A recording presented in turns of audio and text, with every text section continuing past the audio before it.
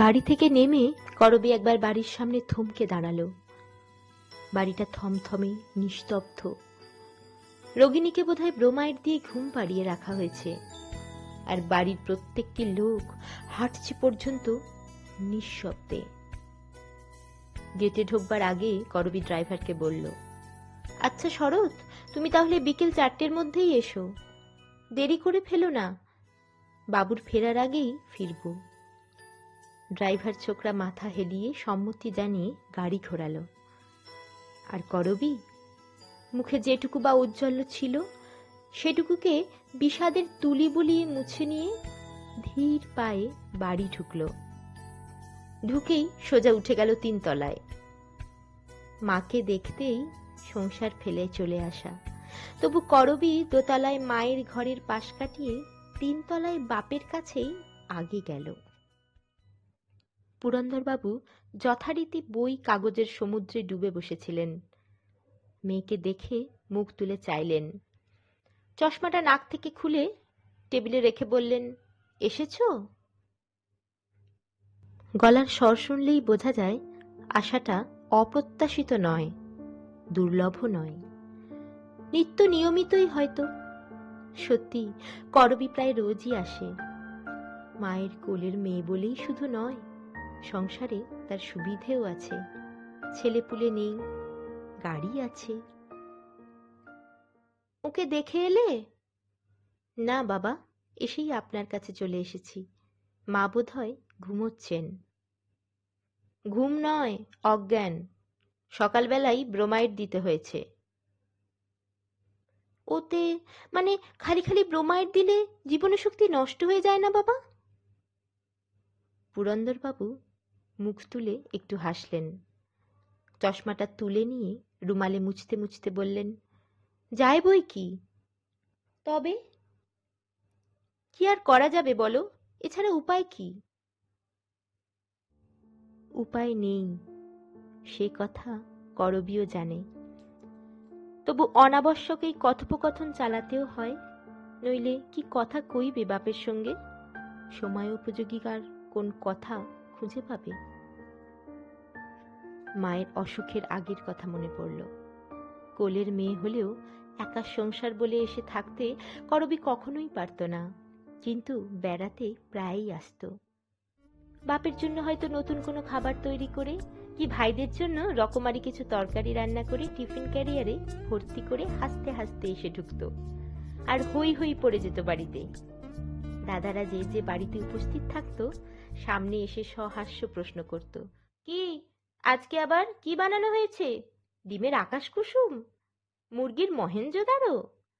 মা হয়তো ভাড়ার ঘর থেকে বেরিয়ে এসে হাসি হাসি অথচ বকুনি বকুনি স্বরে বলে উঠতেন, গাড়ির সিটে বসিয়ে এনেছিস তো? না, তোর গাড়িতে বাবু আমার আর কোনোদিন বসা চলবে না। করবী সজোর প্রতিবাদে প্রমাণ করতে বসত। সারা পথ সে গাড়ি আর শাড়ি বাঁচিয়ে কিভাবে হাতে করে শূন্যে ধরে এনেছে টিফিন কৌটোটাকে। বাপের কথা তখন কে বা মনে করত? কতক্ষণ পরে মনে পড়ত। তাই তো, বাবার কাছে তো যাওয়া হয়নি, প্রণাম করা হয়নি বাবাকে, তখন ছুটত ত্রুটি সংশোধন করতে। এইভাবেই বসে থাকতেন পুরন্দরবাবু, কাগজের সমুদ্রে ডুবে। মেয়েকে দেখে একটু হেসে বলতেন, এসেছো? আজ আবার নতুন কিছু রান্না করা হয়েছে বুঝি? তারপর আবার ডুবে যেতেন আপন গভীরতায়, ভুলে যেতেন মেয়েকে। একটুক্ষণ দাঁড়িয়ে থেকে টুপ করে একসময় পালিয়ে আসত করবী। ঘর নয়, সংগ্রহশালা। মানব জাতির মনস্তত্ত্বের ইতিবৃত্ত সংগ্রহ হচ্ছে দিনের পর দিন ধরে। অজস্র বই, অজস্র পত্রপত্রিকা, এ সমস্তই পুরন্দরবাবুর দরকার, সব তার নখদর্পণে। বিরাট এক ইতিহাস লিখছেন পুরন্দরবাবু, মানব জাতির মনোন্মেষের ইতিহাস। বছর 5 ধরে লিখছেন, হয়তো আরো 5, 7, 10 বছর ধরে লিখবেন। কোটি কোটি বছর আগেকার পটভূমিকায় যার শুরু, আর শেষ হবে যার ভবিষ্যৎ যুগের দরজার সামনে। এ হেন বিরাট গ্রন্থ কি 2-4 দিনে লেখা যায়? অবশ্যই যে শান্তি স্নিগ্ধ মৌন আর স্বচ্ছন্দ পরিবেশ নিয়ে লেখা শুরু করেছিলেন পুরন্দর মল্লিক, ঠিক তেমনটি বজায় থাকলে হয়তো অনেক দ্রুত কাজ এগোতো। কিন্তু সে জীবন ধ্বংস হয়ে গেছে পুরন্দর মল্লিকের। পুরন্দর মল্লিকের স্ত্রী পাগল হয়ে গেছেন, বদ্ধ পাগল। বছর 2 আগে হঠাৎ একদিন 3 তলা সিঁড়ি থেকে পড়ে গিয়ে মাথায় চোট লেগে দেখা দিয়েছিল মস্তিষ্ক বিকৃতির সূচনা। সেই থেকে নীরজা পরিণত হয়েছেন উন্মাদিনীতে। নীরজা পাগল হয়ে যেতে পারেন এ কেউ কোনোদিন ভাবেনি। আনন্দময়ী হাস্যমুখরা একটি উজ্জ্বল মহিলা ছিলেন নীরজা। ছিলেন স্বামী ও সন্তানদের প্রতি অপরিসীম স্নেহশীলা। আপন গৃহগণ্ডির বাইরে আর যে কোনো একটি জগৎ আছে, অথবা সে জগৎ থাকার প্রয়োজন আছে, এ কোনো দিন অনুভব করতেন না নীরজা। এই গণ্ডির মধ্যেই তিনি সুখী। এই গণ্ডি কাটা জগতের তিনিই মধ্যমণি। এই তার আনন্দ ছিল। 5 বছর আগে যখন একটি বিখ্যাত কলেজের ইতিহাসের অধ্যাপক স্বামী পুরন্দর মল্লিক বলা খাওয়া নেই হঠাৎ তার অধ্যাপনার কাজ ছেড়ে দিলেন, বাইরের জগৎ থেকে নিজেকে গুটিয়ে নিয়ে অদম্য উৎসাহে লিখতে শুরু করলেন এই মানব জাতির মনন্মেষের ইতিহাস, তখনও নীরজা হাসি মুখেই মেনে নিয়েছিলেন স্বামীর এই খামখেয়াল। প্রতিবাদ করেননি। অবশ্যই টাকার অভাব তাকে পেতে হয়নি। শ্বশুরের অর্থাৎ পুরন্দরের বাবার দরুন টাকা ছিল বিস্তর। তবু সহজ সুস্থ মানুষটা চাকরি ছেড়ে দেবে এ কোন স্ত্রী বরদাস্ত করে? কিন্তু নীরজা করেছিলেন, অম্লান মুখেই করেছিলেন। সেই নীরজা হঠাৎ মাথায় একটু ধাক্কা খেয়ে পাগল হয়ে গেলেন। পুরন্দরের পক্ষে এর চাইতে মর্মান্তিক কষ্ট আর কি আছে? মার চাইতেও বাবার জন্যেই আমার বেশি কষ্ট হয় রে ছোটদা, ম্লান উদাস মুখে বললে করবী। কমল সায় দিলে, তা সত্যি। অথচ দেখো, আগে বাবার কাছে আর কতটুকুই বা ঘেঁষতাম আমরা। বাবার সহ্য শক্তিটা কি অসাধারণ ভাবো। এই যে আজ 2 বছর ধরে কি কাণ্ডই না করে চলেছেন মা। একদিনের জন্যে একটু অসহিষ্ণুতা দেখিনি, করবী বলে। আমরা তো মাঝে মাঝে কত অতিষ্ঠ হয়ে যাই, বললে বিমল। 3 ভাই 3 বোন জমায়েত হয়েছে এক জায়গায়। গল্প চলছিল বহুবিধ প্রসঙ্গ নিয়ে। আপাতত এসেছে মায়ের অসুখের প্রসঙ্গ। 6 জনে একত্র হওয়া সচরাচর বড় ঘটে না, আজ ঘটেছে। ভাইরা অবশ্য বাড়িতেই থাকে। কমল আর বিমল এখনো পড়ুয়া। বড় নির্মল সম্প্রতি কি একটা কাজে ঢুকেছে, তবে বিয়ে হয়নি এখনো। তাই ভাই বোনদের মজলিস থেকে উসখুস করে উঠে যাবার চেষ্টার কারণ কিছু নেই। করবী প্রায়ই আসে। পুরবী আর সুরভি তেমন আসতে পারে না, তবু সুবিধে পেলেই আসে। নীরজা কত আনা নেওয়া করতেন, কত আদর যত্ন করতেন মেয়েদের, কত দেওয়া থোয়া করতেন। আজ তিনি অপারগ হয়েছেন বলে কি মেয়েরা বাপের বাড়ি আসা ছেড়ে দেবে? না, এত অকৃতজ্ঞ তারা নয়। আজ এখনো ঘুমোচ্ছেন, শান্ত গলায় বললে সুরভি। এসে অবধি ঘরে ঢুকিনি। ঢুকেই বা কি করবি? পুরবী বলল। গেল দিনে আমি যেদিন এসেছিলাম জেগেই তো ছিলেন, চেঁচামেচিও করছিলেন না। খোকাটাকে সামনে নিয়ে গেলাম, কত করে বোঝাতে চেষ্টা করলাম, মা এই তোমার সেই টুটুল সোনা, একবার একে দেখো, কোলে নাও না একটু। গ্রাহ্যই করলেন না, হাত নেড়ে বুঝিয়ে দিলেন নিয়ে চলে যাও। অথচ আমার টুটুলকে কি ভালোই না বাসতেন। এই এক স্বভাব পুরবীর, কেবল নিজের ছেলে মেয়েদের এগিয়ে দিতে চেষ্টা করবে মায়ের কাছে। যদিও তার এই চেষ্টাকে এরা কেউ সমর্থন করে না, তবু এখন আর কেউ প্রতিবাদ করে উঠল না। গত দিনের কথা, সে নিয়ে আর কথা বাড়িয়ে লাভ কি? এখন সকলেরই মন বিষণ্ণ ব্যথাতুর। মায়ের জ্ঞান শূন্যতা তো পীড়াদায়ক বটেই, আরও পীড়াদায়ক নীরজার বিকৃত চিত্তের বিকৃতির প্রকাশটা। চিরদিনের ভক্তিমতী নীরজার আজ স্বামীর প্রতি কি অদ্ভুত মনোভাবই গড়ে উঠেছে। আশ্চর্য, তার ধারণা তার অসুখের জন্য পুরন্দরই দায়ী। তাই বিজাতীয় এক আক্রোশ তার পুরন্দরের ওপর। ডাক্তারেরা অবশ্য বলেন এইটাই স্বাভাবিক।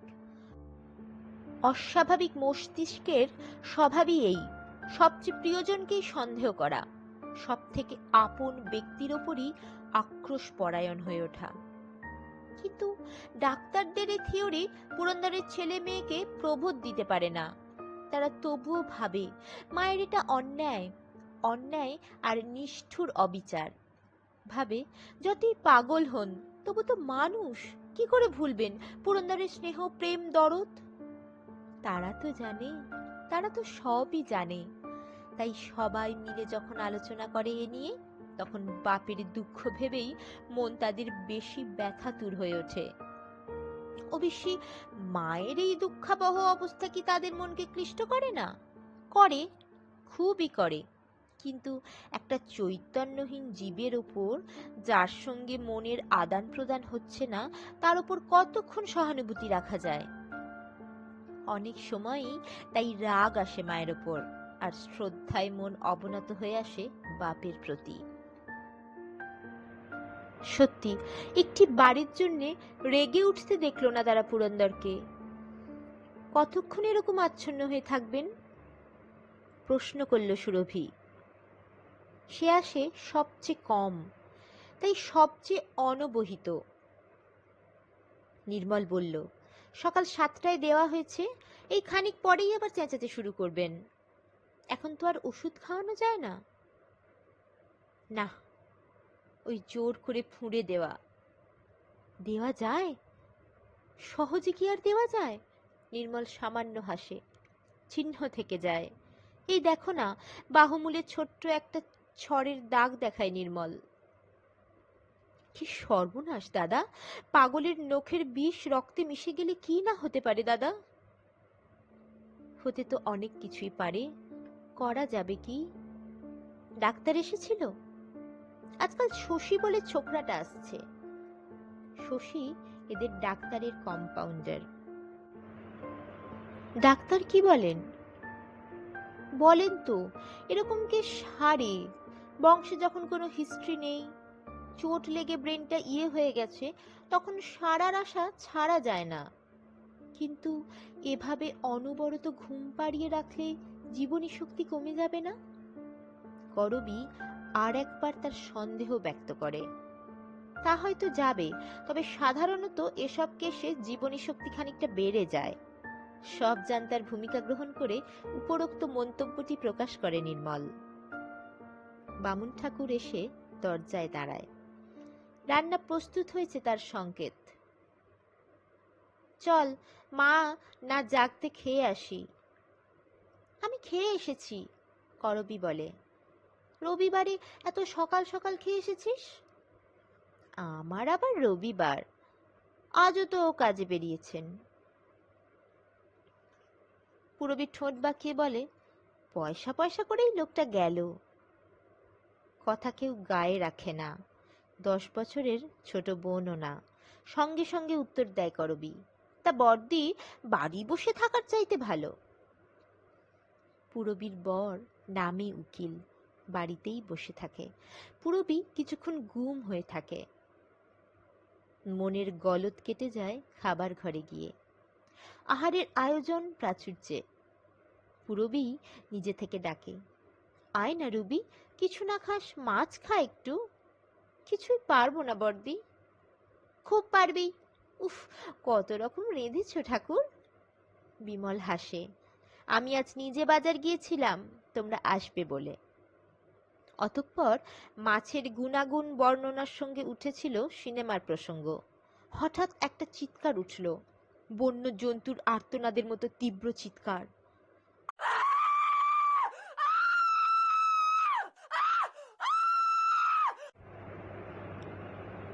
দীর্ঘ 2 বছর ধরে পরিচিত আছে এরা এই চিৎকারের সঙ্গে।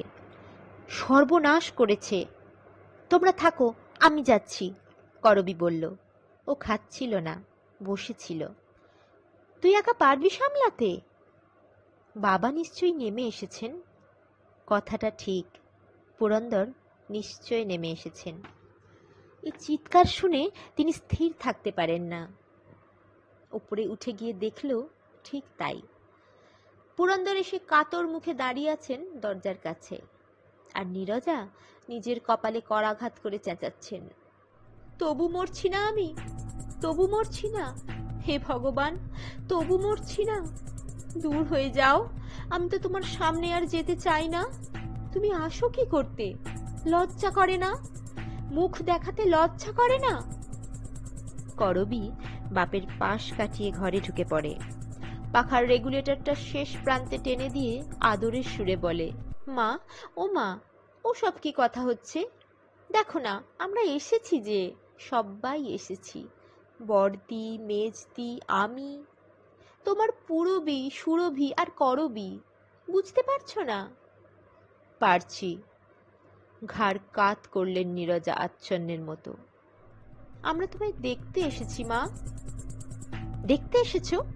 দেখতে এসেছো কেন? তোমার যে অসুখ করেছে মা। অসুখ করেছে? কে বলেছে অসুখ করেছে? হঠাৎ বিপরীত ফল ফলে। স্তিমিত ভাব বদলে ফের উগ্র হয়ে ওঠেন নীরজা। মিথ্যে কথা, বানানো কথা, অসুখ নয়, অসুখ নয়, তোরা জানিস না, আসল কথা জানিস না। সহসা ঠাঁই ঠাঁই করে খাটের বাজুতে মাথা ঠুকতে থাকেন নীরজা। করবীর সাধ্য নয় সামলায়। পুরন্দর এগিয়ে আসেন, স্ত্রীর মাথাটা তুলে ধরে কোমল কণ্ঠে বলেন, ছি, কি হচ্ছে? দেখো তো কিরকম লাগলো। দরদ দেখানো হচ্ছে? তীব্র একটা হাসির ঢেউ খেলে যায় ঘরে।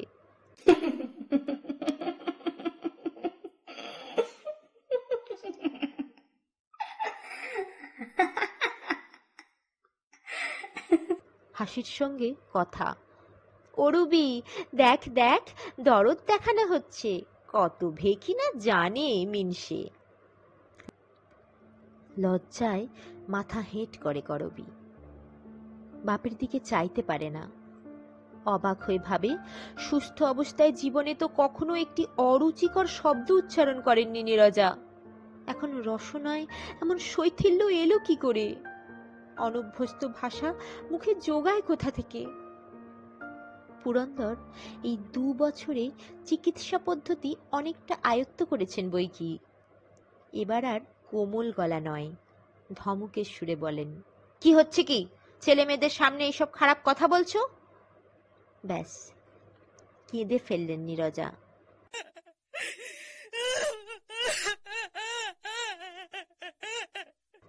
ডুকরে কেঁদে উঠে বলেন, বলবো না কেন, আমি যে পাগল হয়ে গেছি।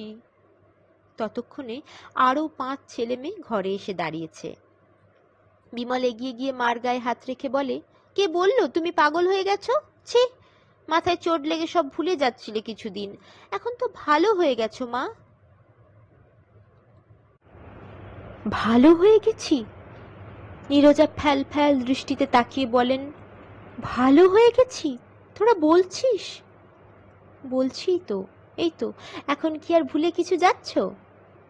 দেখো না, চিনতে পারছো না আমাদের? চিনতে পারবো না তোদের? সহজ মানুষের মতো স্বাভাবিক একটু হাসি হেসে ফেললেন নীরজা। হাসি ফুটল ছেলে মেয়েদের মুখে। বলো তো আমরা কে? নাম বলো তো সকলের। কি যে বলে, সত্যি পাগল পেলি নাকি আমায়?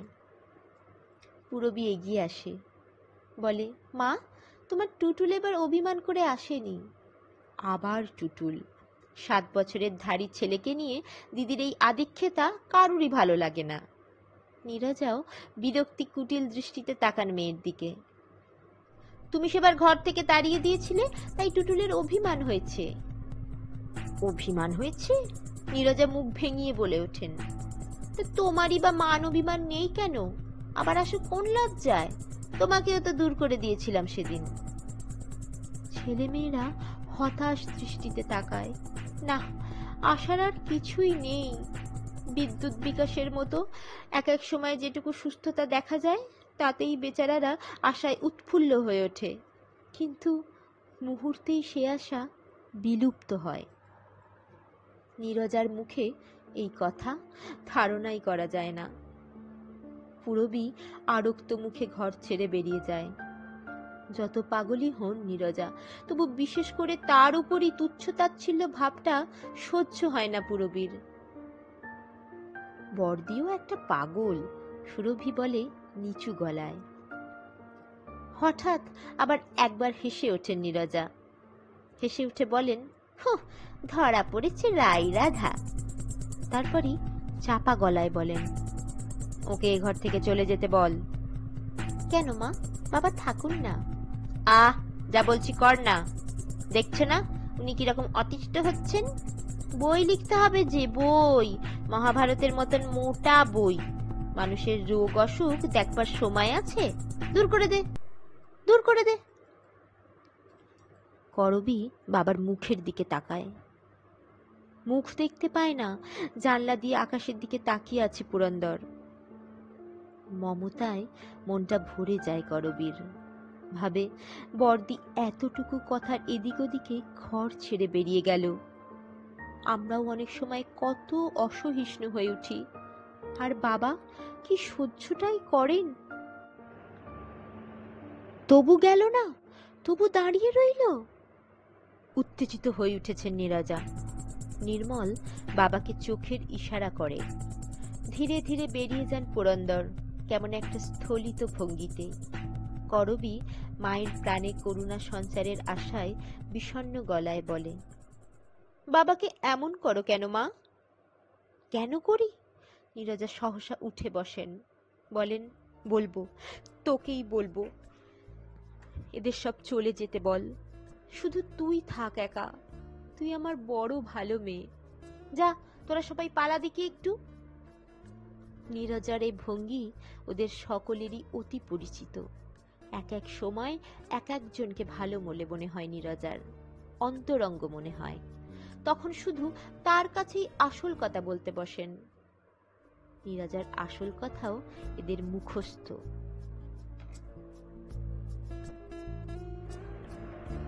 চুপি চুপি নীরজা এই কথাই বোঝাতে চেষ্টা করবেন। পাগল নীরজা হয়নি, আসলে পাগল হয়ে গেছেন পুরন্দর। নীরজাকে শুধু সকলে মিলে পাগল বানিয়ে রেখেছে। তারপর কাকুতি মিনতি করতে থাকবেন। ডাক্তারের হাত ছাড়িয়ে আর এ বাড়ির গণ্ডি কাটিয়ে নীরজাকে কোথাও সরিয়ে নিয়ে যেতে বলবেন, দূর কোনো বিদেশে, অন্তত এ বাড়ি ছাড়া আর কোথাও।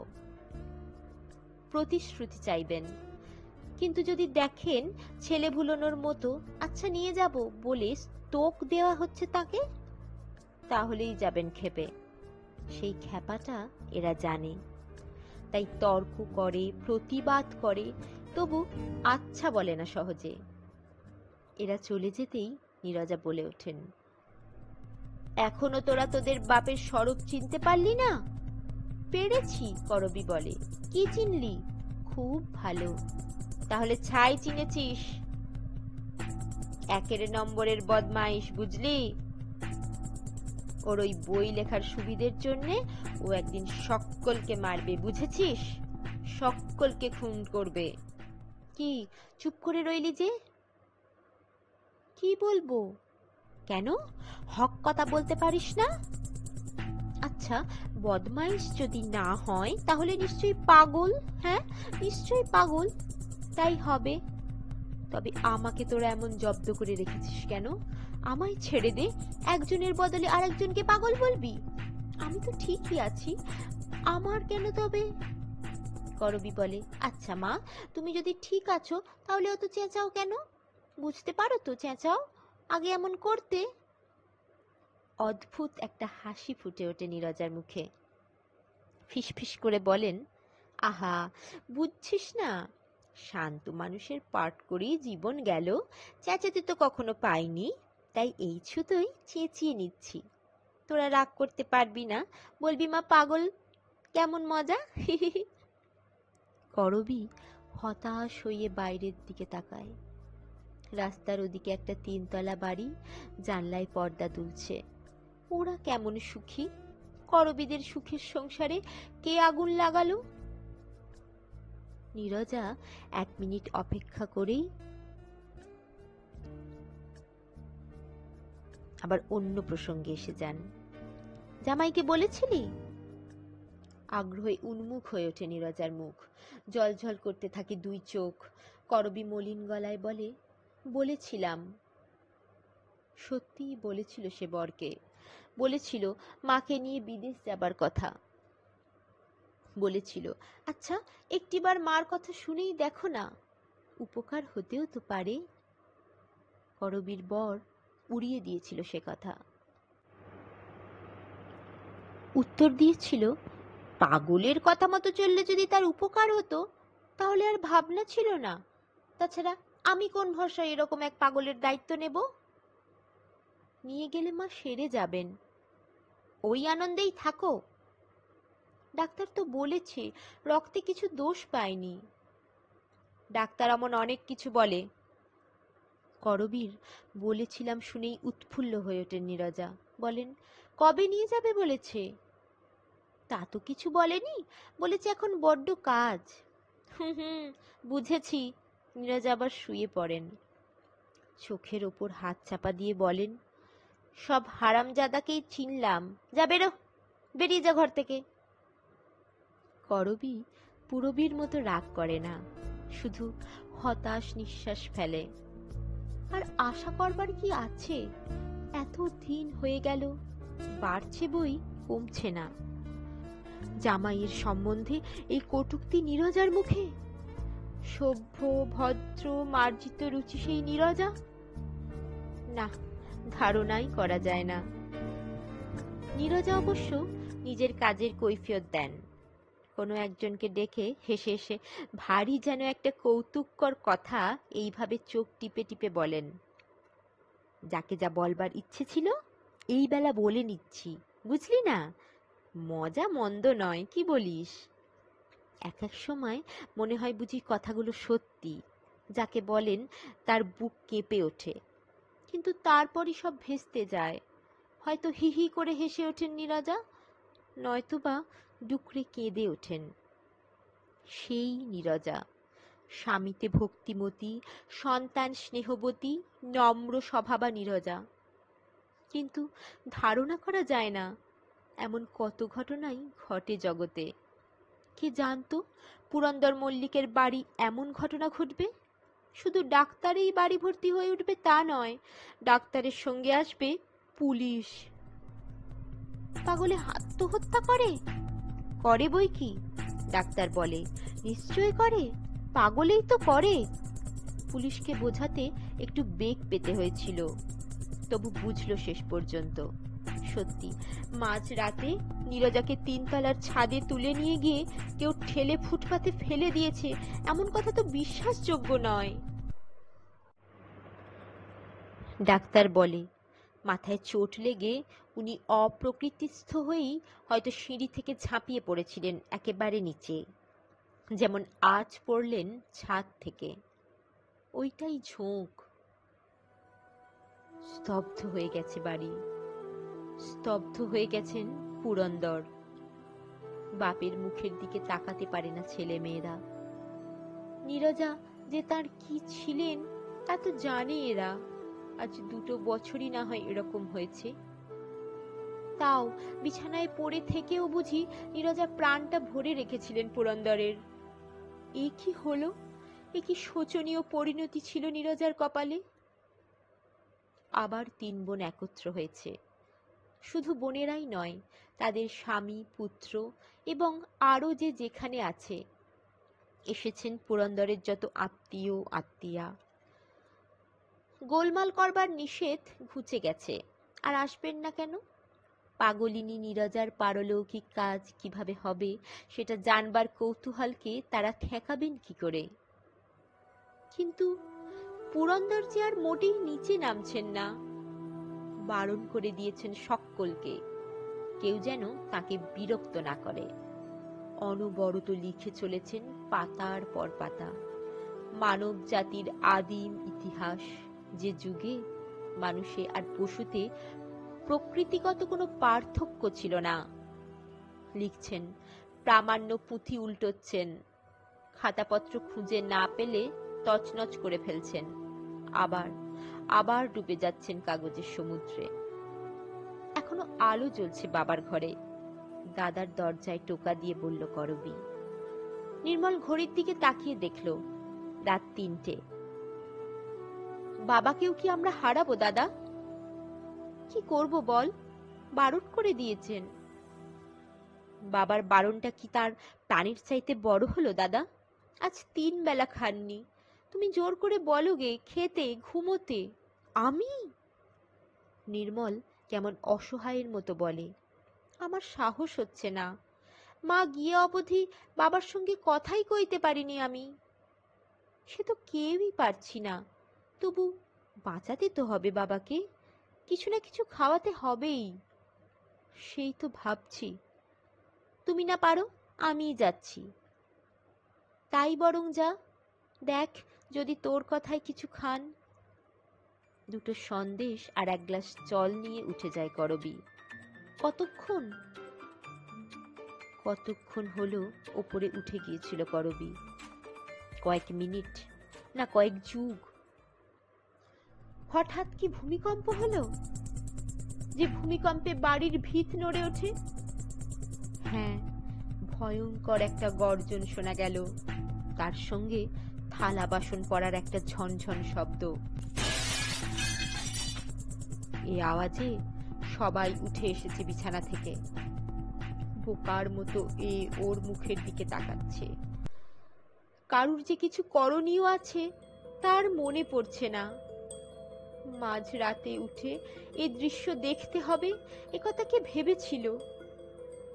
কে ভেবেছিল ঠিক তেমনি করে সিঁড়ির একেবারে শেষ ধাপে তালগোল পাকিয়ে পড়ে থাকবে করবী, যেমন করে নীরজা পড়েছিলেন ২ বছর আগে রাত ২টোর সময়।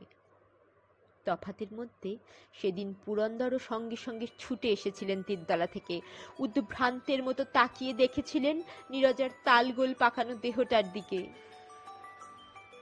আজ তিনি নেমে আসেননি, সিঁড়ির মাথায় দাঁড়িয়ে গর্জন করছেন, সহ্য করব না, কিছুতেই সহ্য করব না, আমার কাজে ব্যাঘাত আমি সহ্য করব না।